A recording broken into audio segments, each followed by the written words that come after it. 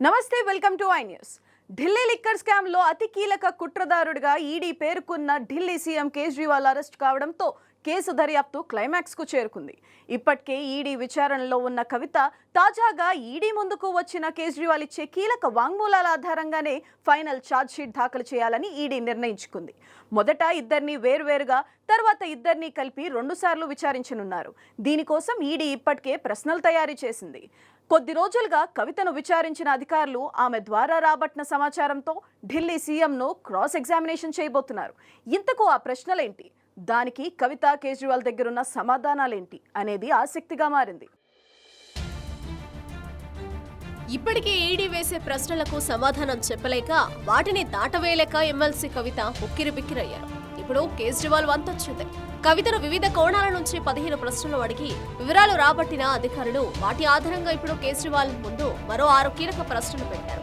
ముఖ్యంగా ఆమ్ ఆద్మీ పార్టీకి 100 కోట్ల రూపాయలను ముడుపులు చెల్లించిన విషయంలో, వాటిని కవితే సమకూర్చిన విషయంలో స్పష్టమైన ఆధారాలు చూపించి కేజ్రీవాల్ నుంచి మరింత సమాచారాన్ని రాబట్టడమే ఈడీ స్కెచ్. ఢిల్లీ లిక్కర్ స్కామ్లో ఢిల్లీ సీఎం కేజ్రీవాల్, మాజీ deputy CM Manish Sisodia, MLC Kavitha ప్రధాన కుట్రదారులని ఇప్పటికే ఈడీ ప్రకటించింది.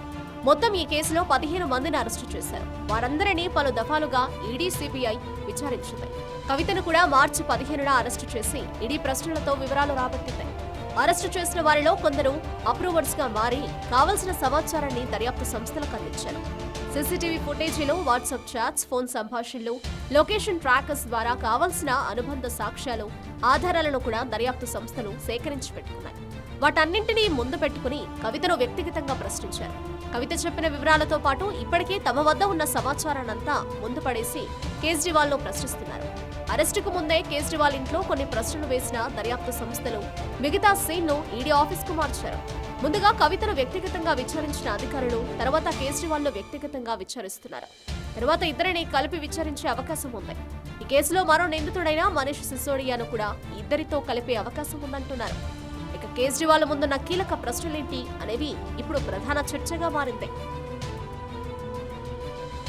ఢిల్లీ ఎక్సైజ్ పాలసీని ఎందుకు మార్చాల్సి వచ్చింది?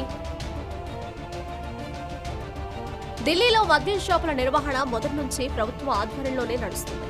అలాంటి దాన్ని మీరు ప్రైవేటు మద్యందారులకు మద్యం షాపులు లీజుకు ఇవ్వాలని ఎందుకు అనుకున్నారు? ప్రభుత్వానికి నష్టం వచ్చేలా, వ్యాపారులకు లాభం కలిగేలా నిర్ణయం ఎందుకు తీసుకోవాల్సి వచ్చింది? ఇదే ఈడీ అధికారుల మొదటి ప్రశ్నగా తెలిసింది. పాలసీ డ్రాఫ్ట్ ను ఇతరులకు ఎందుకు పంపారు? ఢిల్లీ మద్యం పాలసీ మార్చాలని నిర్ణయించుకున్న మీరు కనీసం కేబినెట్ మీటింగ్ లో చర్చించకముందే ఇతరులకు పంపారు. సౌత్ గ్రూప్ ను లీడ్ చేస్తున్న ఎమ్మెల్సీ కవితకు డ్రాఫ్ట్ ఎందుకు పంపారు? మీ తరపున కొందరు మధ్యవర్తులు లిక్కర్ వ్యాపారాలతో ఈ డ్రాఫ్ట్ పై చర్చలు ఎందుకు జరిపారు? పేరు మోసిన లిక్కర్ వ్యాపారులు సౌత్ గ్రూప్ సూచించిన మార్పులను లిక్కర్ పాలసీ డ్రాఫ్టులో ఎందుకు పొందుపరిచారు? వారితో మీ ప్రభుత్వానికి ఏమిటి సంబంధం? ఇది రెండవ ప్రశ్నగా ఉందని సమాచారం. కవితతో ఎందుకు సంప్రదింపులు జరిపారు? మీరు ఢిల్లీలో రాజకీయం చేస్తారు. కవిత తెలంగాణకు సంబంధించిన రాజకీయ నాయకురాలు.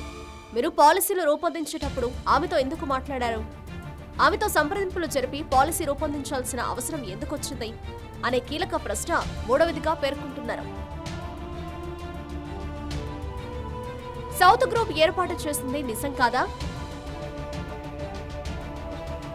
లిక్కర్ వ్యాపారులు అయిన మాగుంట శ్రీనివాస్ రెడ్డి, మాగుంట రాఘవ, శరత్ రెడ్డిలతో కలిసి ఎమ్మెల్సీ కవిత సౌత్ గ్రూప్ ఏర్పాటు చేయలేదా? ఢిల్లీలో ఎక్కువ మద్యం షాపులు సౌత్ గ్రూప్ కు దక్కేలా మీరు, సిసోడియా అంగీకారానికి రాలేదా అనేది 4వ ప్రశ్నగా చెప్తున్నారు. ఆమ్ ఆద్మీ పార్టీకి 100 కోట్లు ఎందుకు ఇచ్చారు? మద్యం పాలసీ ఖరారైన మరుక్షణమే ఆమ్ ఆద్మీ పార్టీకి 100 కోట్ల రూపాయలు హైదరాబాద్ నుంచి అందాయి. వాటిని ఎవరు సమకూర్చారో, ఎవరెవరి నుంచి వాటిని సేకరించి ఆమ్ ఆద్మీ పార్టీకి పంపారో మాకు తెలుసు. స్పష్టమైన ఆధారాలున్నాయి. హైదరాబాద్ నుంచి 100 కోట్లు ఆమ్ ఆద్మీ పార్టీకి ఎందుకు ఇవ్వాల్సి వచ్చింది? ప్రతిగా వాళ్లు ఆమ్ ఆద్మీ నుంచి ఏం ఆశించారు? ఢిల్లీలో మద్యం షాపులు వారు చెప్పిన వారికి ఇచ్చేందుకు వారి నుంచి ముడుపులు స్వీకరించారా? ఆ డబ్బులను ఏం చేశారు? విచారణకు ఎందుకు సహకరించడం లేదు? మీ దగ్గర ఏ పొరపాటు లేనప్పుడు విచారణకు ఎందుకు సహకరించడం లేదు? అడిగినప్పుడు విచారణకు రాకుండా కోర్టుకు ఎందుకు పోతున్నారు? 9 సార్లు సమన్లు ఇచ్చినా సరే విచారణకు రాకపోవడం ప్రజాప్రతినిధిగా మీకు భావ్యమేనా అనే అంశం కూడా ప్రశ్నావళిలో ఉన్నట్లు చెప్తున్నారు. ఈ కేసులో ఇప్పటికే విచారించిన కవిత, మాగుంట శ్రీనివాసులు రెడ్డి, మాగుంట రాఘవ, గోపి కుమారన్, శరత్ రెడ్డి, సమీర్ మహేంద్రు, దినేష్ అరోరా, అరుణ్ పిళ్ళై, బుచ్చిబాబు, అభిషేక్ ఇచ్చిన వాంగ్మూలాలను కూడా కేజ్రీవాల్ ముందు పెట్టినట్లు సమాచారం. వారిలో కేజ్రీవాల్ ఆప్ నేతలతో ఎంతమంది కలిశారు, ఎప్పుడెప్పుడు కలిశారు, ఎక్కడ సమావేశాలు జరిగాయి, ఏం మాట్లాడుకున్నారో అనే విషయాలను ఈడీ అధికారులు ఆధారాలతో సహా ఇప్పటికే కోర్టు ముందుంచారు. అవే డాక్యుమెంట్లను కేజ్రీవాల్ కు చూపించినట్లు సమాచారం. ఈడీ అధికారుల కస్టడీ తర్వాత కేజ్రీవాల్, కవితలను ఒక దఫా సిబిఐ కూడా ప్రశ్నించే అవకాశం ఉంది. ఈడీ మనీ లాండరింగ్ చట్టం కింద కేసు నమోదు చేయగా సిబిఐ ఇదే స్కామ్ కు సంబంధించి క్రిమినల్ కాన్స్పిరసీ కింద కేసులు పెట్టింది.